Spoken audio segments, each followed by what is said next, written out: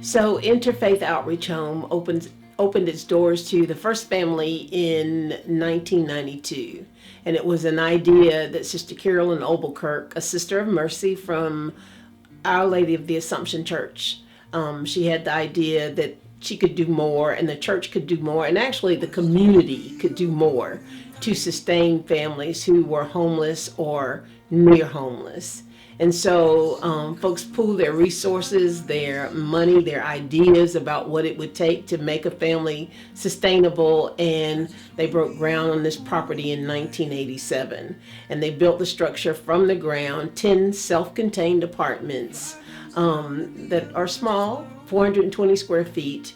But it's safe, it's secure, and it's a place that families can call home. I came on board in 2002, and it was at a time when it was right for some readjustments, and a specific part of that was creating a forced savings program. We wanted families to leave better than they came, and to leave not just to provide housing, even though that's important, but to make sure that families were equipped for growth for the future.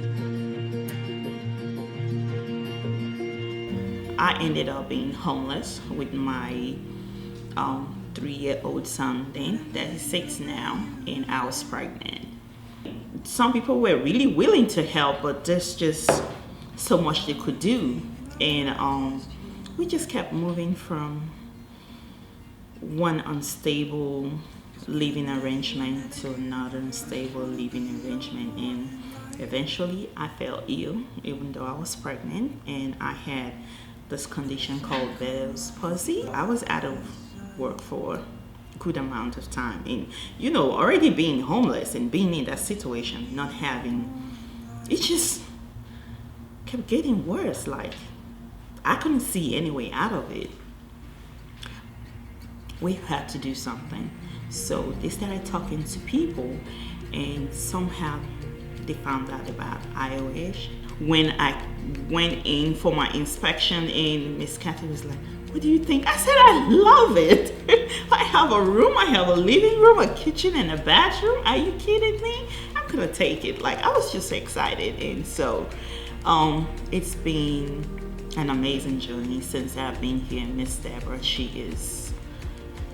is, I don't know the words to describe her. She has gone above and beyond to make sure that families are not separated. She's been a beacon of hope. Like, when you think all is out, and she's constantly thinking of how to improve quality of life, always seeking where she can help. What are your challenges? I mean, it's okay to have a roof over your head. How do you sustain it? What's the bigger picture? Where do you go from here? We are after sustained self-sufficiency, and we're proud that we have a 90% success rate for all families who complete the program. That's not for the families who start, but it certainly is for the families who complete the program. A 90% success rate, and we consider a family being successful if 60 months out, and we're committed for 5 years to track our families, to know how they're doing, to know what they're up to provide additional case management and whatever other support that we might be able to provide.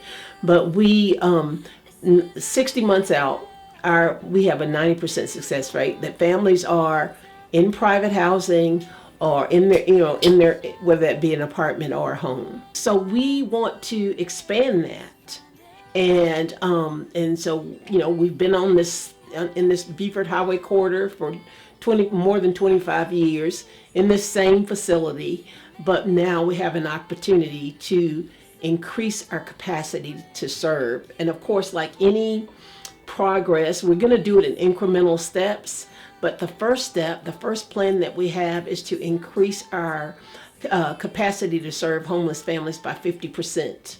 So we have a pretty immediate plan if all the finances work out, is to where the activity room is now and the office suites, we'll move those to another place, and we're going to put in 5 new apartments to serve our families. And we just see growth and potential for this location. But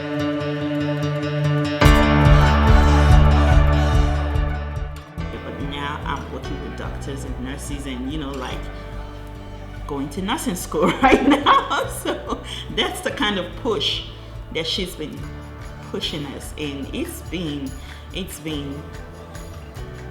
an amazing journey. When I talk to people about this program, it's not just the program, but how much it has changed my life, how much hope that I have, not just for the future, but for humans, because I've met some really wonderful people. When I look back today, I am very grateful, and I'm very hopeful for the future. And I really do wish there is a way, I'm trying, that I can pay this forward and start helping one family at a time, like it's been done towards me.